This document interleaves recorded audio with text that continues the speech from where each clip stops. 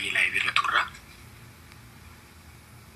Isaan wajjinan haasaa walaa giftarii walaa geemarii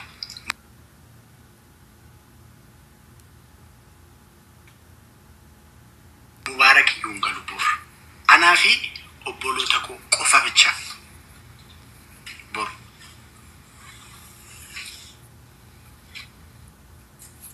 dhageessite miti Mubarak boru kan koof kan obboloota koo biyya Arabaa jiraatanidha jechuudha. Ani jiru keessa neevi isaan yoo eeyyaman wayne waan sirrii immoo bakka hin jirre ittiin tolu waan ta'eef no matter. I am very, very happy. Okay. Okay. Eke dubbadhu mangisti garmaamu tola. Ayyee baga milkoof tiraachee baga milkoof nee hundi keessanuu baga gammaddanii ani dhalaa dhiira son jedhin guutummaa guutuutti gammachuu raachee irratti argamtanii hawwiitiin eegdanii injifannootiin galuu keenya injifannoo kana argachuu keenya baga gammannee akka malee nu boonsitanii ulfaadhaa fayyaa ta'a jechuun barbaada. Waan ajaa'ibaati gamal waan irra baafamuu irraa dubbatamuu hin qabu. Akka Afrikaatti riikardii kana eenyu akkasirraa fuudhullee mataa isaa tilmaamuu na rakkisaa jiran akka dhuunfaa kootti waan natti mul'ataa hin jiru. Yoo gama moo'ichaan ta'e moo'uun inuma jirti garuu bakka viyuun 300 ol jirutti injifannoo akkasii galmeessuu waan jirtuun fakkaattu. Sadarkaa Itoophiyaatti riikardiin kun cabee uumatti fufa jedheen anuma raachee ta'a jedheen amana aboon kun. Kanatti aansuun ijoollota hiriyoota kee argaman kanneen akka Joon Daani'el, Naahom, baay'eedha isaan egaa Naa'ol faa, Ermii faa akka jiranitti warra tapha keerratti argame naa galateeffadhu. Afaan Amaariffaatti hiikiitu anillee carraa argameen galatoomaa jedheera. Warri kaan asirra kan jirtan hunda keessan wal beekna baay'ee keessan tapha beellamaa raachii kanarratti kanan bare nama guddaa takkommaa kan oduu dubbisaa oduu himaa ajaa'ibaa namaati ati ulfaadhu guddadhu nama milkii siyaa godhu waan kana jechuun barbaada. Kabraani Latoo mulfaadhu baga taphni kun guyyaa beellamametti guyyaa qabametti taphatame bagas akkaataa kanaan milkaa'inaarra ga'ame. Kanarraa maaliin baradhee ani waan tokko barnoota guddaan argadhe qaba. Nu akka sabaatti Oromoon hireensaa harkasaa jiraachuu amaneen jira jechuudha. Hireen keenya harka keenya akka jirtu nutti agarsiistaniittu jechuudha. Tiimworkii hojii gareetiin hojjetame injifannoo argame kanarraa. Kana gama biraan maal yaadachiisuun barbaada? Raacheet imaanaa kennachuun barbaada. Gootummaa agarsiiste kana itti fufi. Dhaloota sodaa hin dhaalchisu. Agartanii waan barbaadame bifa karoorfameen deemu kunoo raacheerraa fakkeenya fudhanneetu dhaloonni akkaataa kanaan kan karoorfate hunda itti cabsee dalaguu qaba. Saba guddaa keessaa ba'amee wanti sodaatamu tokkollee akka hin jiraanne daddaaqamuun akka hin barbaachisne Oromoon waan garaagaraa dhimma garaagaraa gurguddaa guyyaa tokkotti galaafatee nu galaana irra dhangalaanaan sun dhugaa ta'u viyuun 300 ol akkaataa kanaan nu agarsiisee jira jechuudha. Ani homaa tokko sodaa tokkollee hin qabu. Saba kana irraa qabaatanis ta'e jaalattoonni leellistoonni saba kana akka saba guddaa biyya Itoophiyaatti sabni kun kan nama qaanessu miti kan ittiin dhaadatamudha malee akkuma Afrikaattu Oromoon immoo kana beekanni hamma keenya beekneetuun haa jabaannu jedhaa.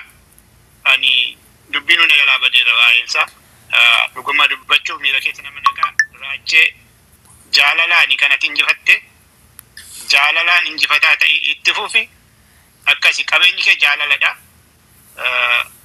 Akkasi kanumaan si beekna kanumaan amma dhumaatti si eegna kanaaf immoo full time si faana jirra jechuudha. Ulfaadhaa galatoomaa horaa bulaa. Eegee my brother naa jiraadhu ulfaadhu galatoomi obboleessa gaarii obboleessa hangafaa bakka bu'aadhaati. Naa jiraadhu galatoomi si jaaladha obboleessa koo. Naati ulfaadhu nama keessummoota kee galchadhu ani bakka siif gaddisa fayyaa ta'a. Kiyya galatoomi. Raachee koo baay'ee si gammadeera baga gammaddee obboleessa koo. Brother. Yaa baay'ee namatti tola dhugaa. baay'ee si gammadeera. An kanuma jechuuf hin galee isa kaan immoo keessaan si dawwala naasofna. Ishi naati ko haadhoo ko galatoomii hojiin akka qabaa siin naasofna booddee siin dawwala gar. ishi naati ko anytime.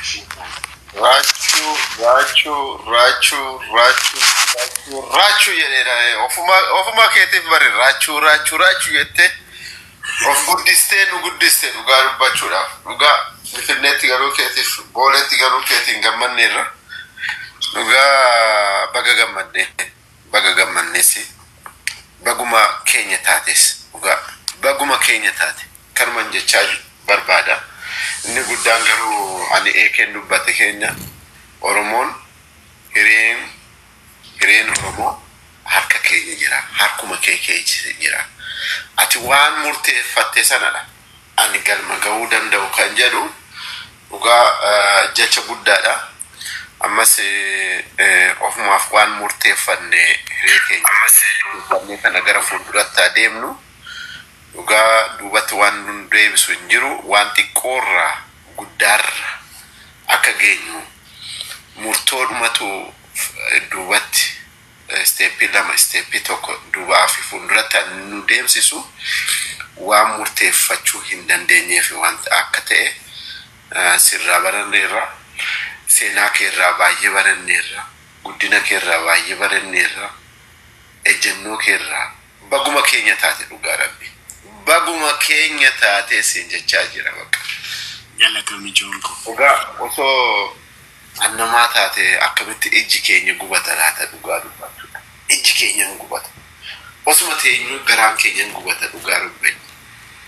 Tokkummaa keenyas fidde, eenyummaa keenyas fidde, osoo biyyallee hoogganne tokkummaadhaan akka tajaajiluu dandeenyu nutti agarsiisaa jirra. Dhugaa Rabbi biyya dimokiraataa, naannoo dimokiraataa, gosa dimokiraataa keessa akka jirtu nu ibsitee jirta. Galatoomii qaroominni kana caalu hin jiru. Egaa ani waan baay'een dubbadhu. Egaa wal qocollaa turre Mubaarak waa'ee kee irratti waan tokko dubbadhee tani kanaan duratti beerraa yeroo jalqabaa fi mubee galatoomii dhugaa Rabbi backgroundidha. Anyway backboneidha. Ijoolleen keenya ijoollee feemasii backboneidha. Warra wakabaa suumtanii warra nu jaalattanis warra nu jibbe backbonii keenyadha. Obboleessoo joonkiya haasaa keessa reeffadhu warri dhageeffadhu.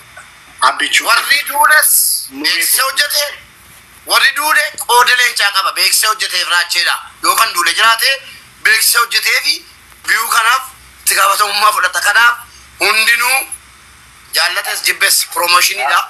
Asitti Oromoo gaariitti Waaqayyo gaariidha itti raachenu. Waaqayyo gaariidha itti raachenu. Baakboonii keenya siin jechaatiin jira Mubee. Galatooma siin jechuufan barbaada. Dhugaa baga keenya taate siin jechuufan barbaada. Naa galatoomi jiru naa jira. Carraan kee waa ta'u yeroo takkaafe xiqqishoo jarjarattiin jira. Jiddumaan dhiifamaa wajjini. Dhugaa dubbachuuf raachuu baga gammadde. Onneen raajeen sii gammadee wallaahi baga gammadde.